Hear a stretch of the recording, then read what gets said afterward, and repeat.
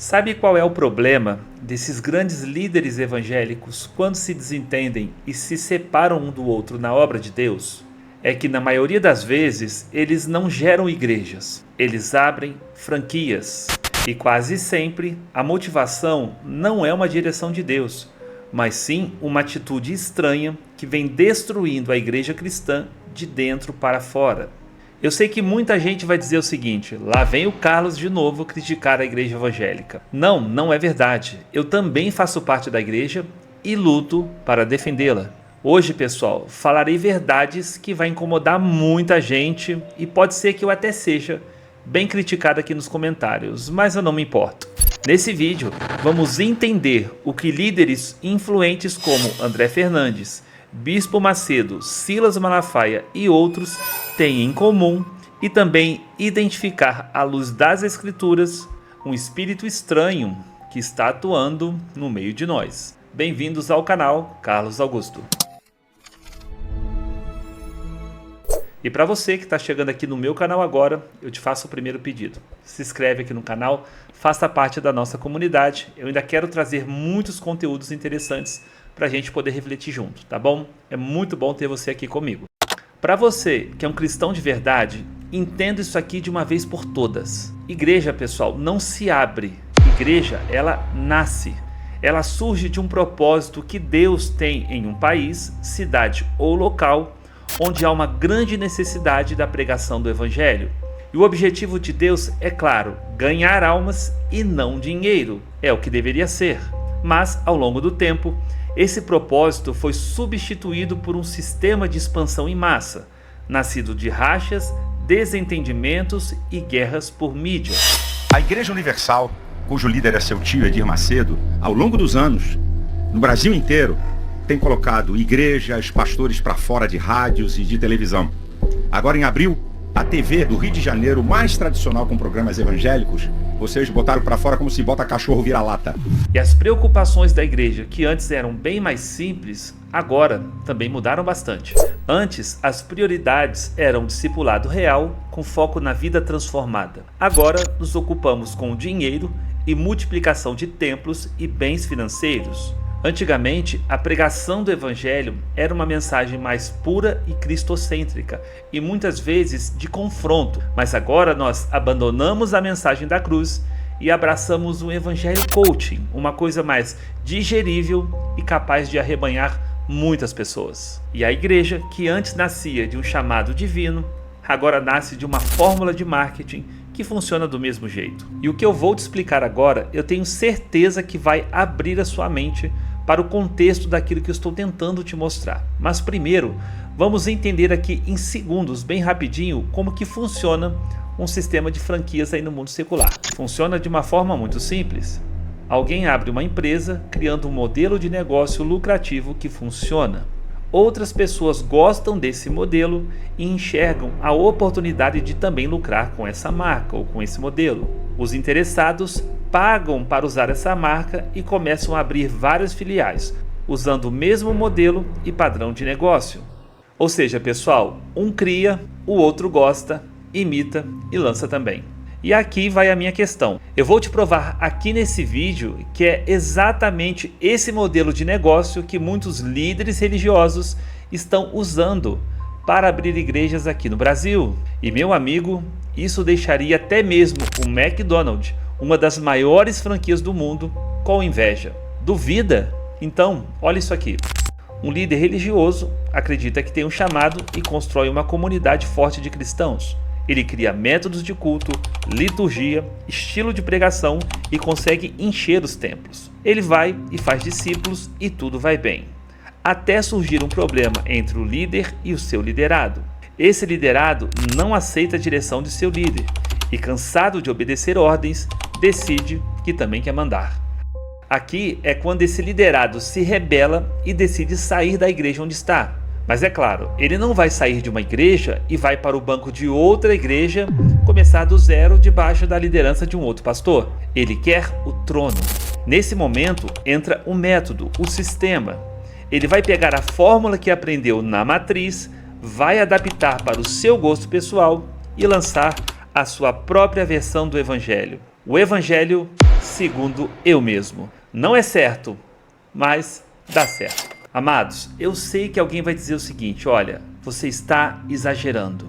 Estou? Daqui a pouco, pessoal, eu vou dizer por que eu acho isso tudo muito perigoso. Mas antes, eu vou refrescar sua memória com alguns exemplos que talvez você nunca percebeu.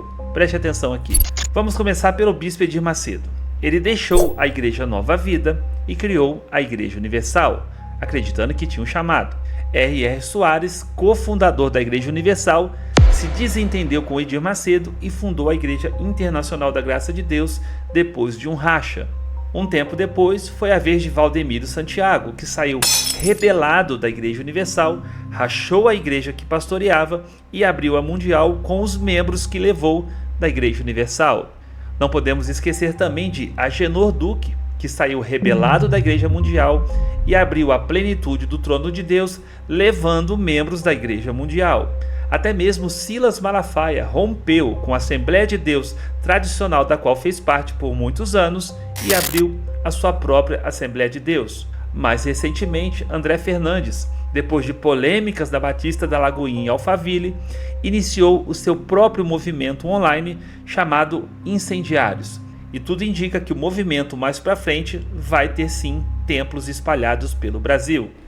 E eu poderia ficar aqui horas e horas citando exemplos de igrejas que nasceram de rachas. É o ciclo sem fim. Amados, uma coisa interessante para a gente refletir. Toda vez que esses líderes e outros também são confrontados por seus outros líderes e eles não concordam, o que acontece? O ego ressentido e ferido deles não aceita a correção e o discurso é sempre o mesmo. Deus me deu uma nova visão e por isso eu estou vazando daqui. E eu sei, amados, que isso tudo é muito polêmico e também poderiam surgir pessoas aqui depois nos comentários e dizendo o seguinte: mas Carlos, como que a igreja vai crescer se não for assim? Jesus não mandou que a gente saísse pelo mundo e pregasse o evangelho? E esses irmãos que eu acabei de citar, Edir Macedo, Silas Malafaia e tantos outros que são nossos irmãos em Cristo, eu acredito que são homens de Deus, eles não estão pregando o evangelho?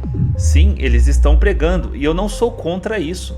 Que Deus use esses homens e mulheres cada dia mais e eles ganhem muitas e muitas almas para Jesus.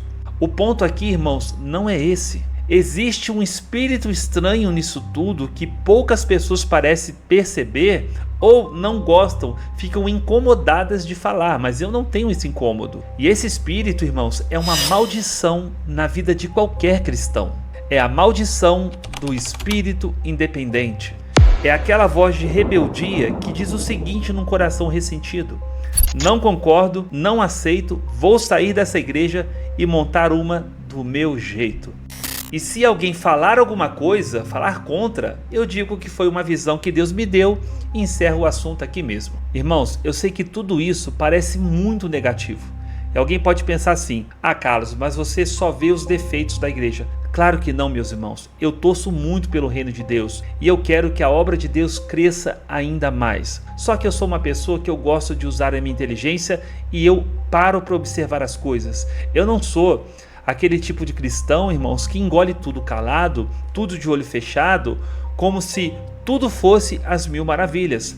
Imagine se Martinho Lutero ficasse receoso de criticar as práticas abusivas da Igreja Católica durante a Idade Média.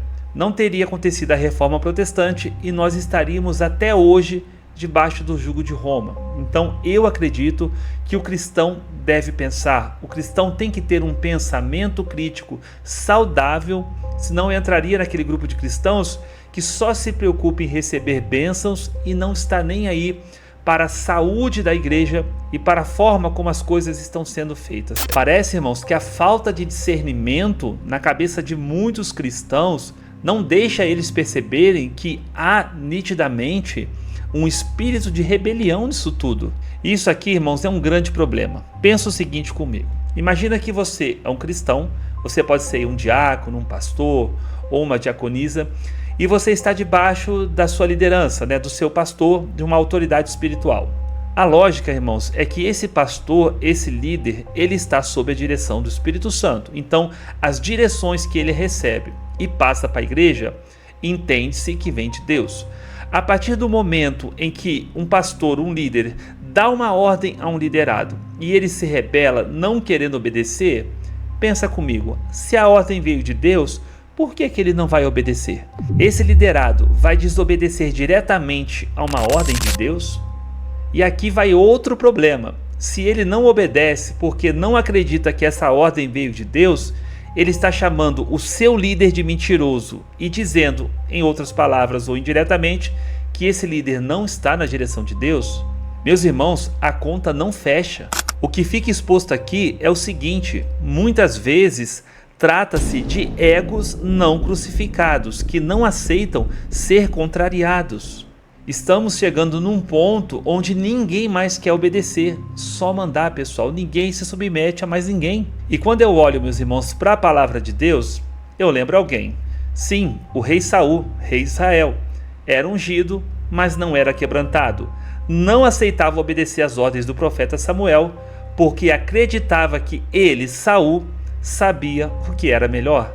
Leia a história bíblica e você vai entender qual foi o desfecho dessa história. Espírito independente, espírito de rebelião. Sim, meus irmãos, eu acredito plenamente que Deus realmente dá visões para homens e mulheres de Deus abrirem ministérios. Eu conheço homens de Deus que fazem trabalhos incríveis, que estão começando obras que realmente são obras de Deus.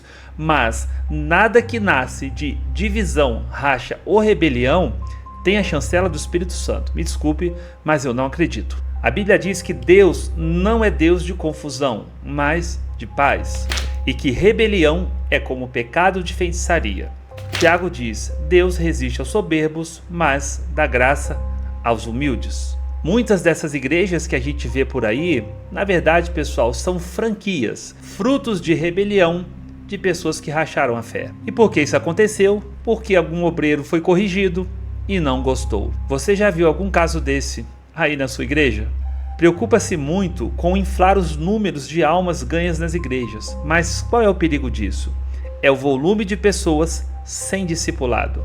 Há uma grande diferença entre arrebanhar e discipular. Porque para discipular pessoas tem que andar junto, tem que chorar junto, tem que acolher, tem que acompanhar, tem que cuidar. E é algo, pessoal, que é feito de perto. É carregar os fardos uns dos outros, como diz a Bíblia. E repetindo, irmãos, eu não vou ser injusto. Tem muitas igrejas que nasceram da vontade de Deus e estão ganhando almas. O problema é quando a gente vê 10 igrejas na mesma rua, um edificando sobre o fundamento do outro e disputando membros. A grande maioria dessas igrejas, fruto de rachas.